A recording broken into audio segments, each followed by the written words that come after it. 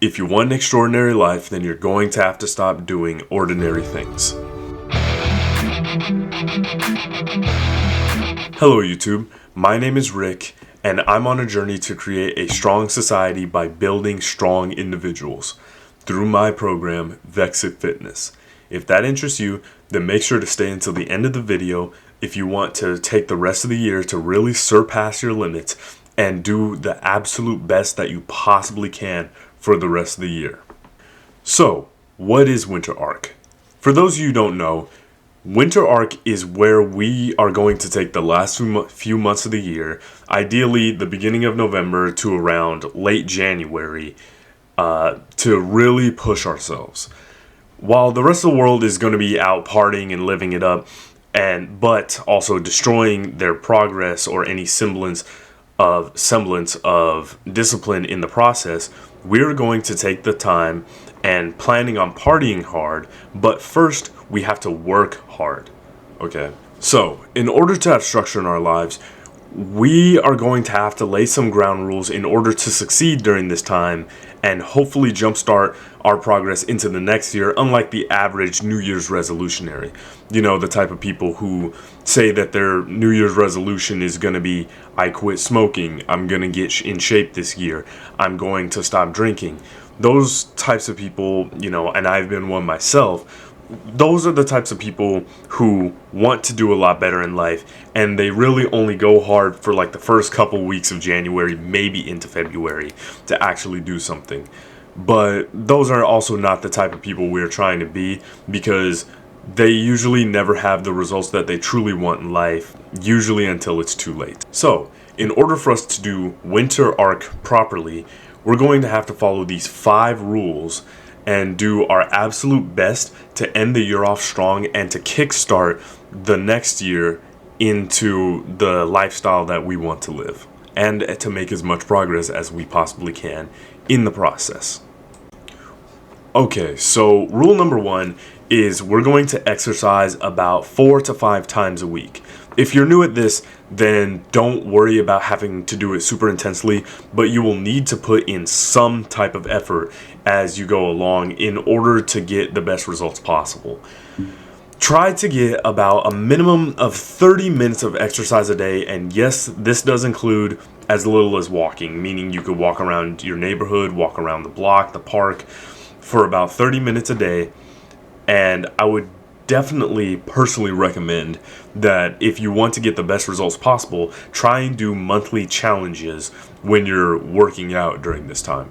The ones I used to do a few years back were things such as 100 push-ups, sit-ups, or squats a day. And all this means is that you're taking your time out of the day to drop. If you can't do 100 straight through, even I can't do that right now, then what you're gonna do, just take the time to do about 10 to 15 push-ups at a time until you get to around 100 push-ups a day. This also goes for sit-ups and squats as well, because this will at least get you in the baseline of wanting to work out harder, and this will start off your progress pretty well. At least in my opinion it does, because I've done this 100 sit-ups, push-ups, and squats a day challenge, and those really help, and you can do them anywhere. Rule number 2, and this is going to sound controversial because everybody's been having discussions about it for the last few years, is you're not going to watch porn. Okay, the reason I bring this up, and I don't care what anybody says, is porn and masturbation is not good for you.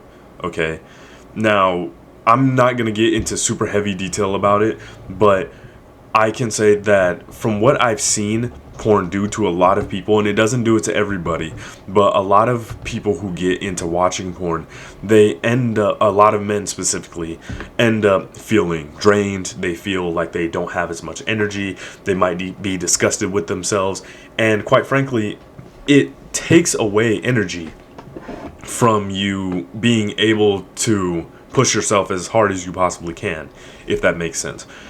I don't know all the science behind it, but from what I understand, I mean, this is pretty, intuitive to begin with, is that if you're a male, your testicles produce a lot of testosterone, and that is what part of the reason why we're so determined and why we like to, go out and hunt, make progress on our projects, and do a bunch of other things that can help us accelerate any momentum we have in life. But when you are masturbating, you're losing your essentially essence that allows you to have that driving force to be able to push yourself as hard as you possibly can. A lot of people are going to disagree with me. A lot of people try to come up with this BS of how not masturbating leads to prostate cancer. I remember asking my doctor about that years ago, and he said that was a myth. I don't even know where people came up with that. So yeah, rule number 2 is going to be no porn, no masturbation. And luckily it's around No Nut November anyway, so we're going to be doing that as well. So rule number 3 is one of my personal favorites. You're going to be meditating about 5 to 15 minutes a day. And to me, this is usually done best before going to bed, because when you do that, you allow yourself to relax from the rest of the day. You allow yourself to wind down, and this is obviously what you definitely need to go to sleep. And it's also needed when you want to have a good night's sleep as well.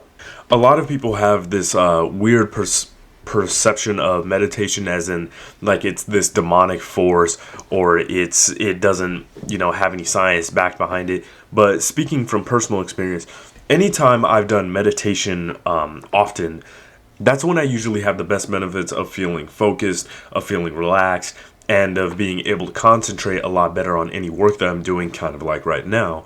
And honestly, I think meditation, any type of meditation, can be the best, can do really well for you in the long run, because it has a lot of benefits. And from a quick Google search, I've also found out right here that meditation also helps with psychological stress, hypertension, better mood, depression, addictive behaviors, sleep, emotional health, enhances your self-awareness, anxiety, and has a myriad of other benefits for you, both mentally and physically, that I think can really help us during these trying times and these last hectic months of the year. Rule number 4, it's going to be pretty similar to the first one on exercise, but what we are specifically going to be doing is we're going to be doing about 15 to 30 minutes of cardio, hopefully about 2 to 3 times a week. Okay. Running is good for you, especially when you're doing endurance-based sports such as Muay Thai, which is part of what we're doing on this channel here, but it also has other health benefits, such as it allows human growth hormone in your body to grow. It burns fat a lot easier, especially when you're sprinting. It helps with your endurance, as said before, and ultimately it makes you a more well-rounded individual when it comes to fitness. So yeah, I propose that with exercise as the first rule, we should also do 15 to 30 minutes of cardio, hopefully 2 to 3 times a week. I had recently gone to Muay Thai, and I realized that my cardio was absolutely terrible. I was way behind everybody else, and that's because I haven't been training cardio, specifically HIIT training, high interval intensity training, for a while, because I was mainly focusing on powerlifting and doing Muay Thai every once in a long time. But being able to be a well-rounded athlete means that you have to use your cardio, and you have to use all forms of athleticism together. And finally, rule number 5 is that during this time, you're going to clean up your diet and you're going to drink plenty of water each day. Okay, I don't know exactly how much water that every single person should drink, but saying this as somebody who's done a gallon of water a day as a challenge, while also doing about half a gallon, 4 bottles of water, anything like that, I can say that whatever you do, just make sure that you drink plenty of water. And if you're eating and trying to gain a lot of weight during this time, then you're probably consuming a lot of sodium. And the best way to flush out that sodium is through drinking a lot of water and sweating it out. And in order to perform very well, you're going to have to fuel your body properly. So, of course, like I said, this means that you're going to have to clean up your diet. You're going to have to eat a lot because we're not doing 2,000 calories a day like the average person is supposed to be doing, because we're going to be physically active more so than the average person. So that means that we need to fuel our bodies not only with a lot of fuel, but the right amount of fuel. So I would recommend eating cleaner, going and cooking meals, even set yourself up so that you can cook hopefully on the weekends, and then leave yourself enough room and time to be able to eat during the week regularly without having to go to a restaurant or get any fast food from, say, McDonald's, Taco Bell, Wendy's, Arby's, any place like that. Cut all of those things out. As much as you can, try to eat clean, and eat a lot of protein, eat enough fiber, and make sure that you drink plenty of water during this time. So yes, these are the things that we're going to be doing to ensure that we make as much progress as possible for the end of the year. And I guarantee that if you stick to these, then you'll be in a much better place by the end of January next year, in this case in 2025. So if you enjoyed this video, then remember to leave a like down below and subscribe to our channel for more great content like this coming soon. And for those of you who don't know, my name is Rick. I want to create a stronger society by creating strong individuals through my program, Vexick Fitness. Now, let's finish off 2024 strong as hell. Peace.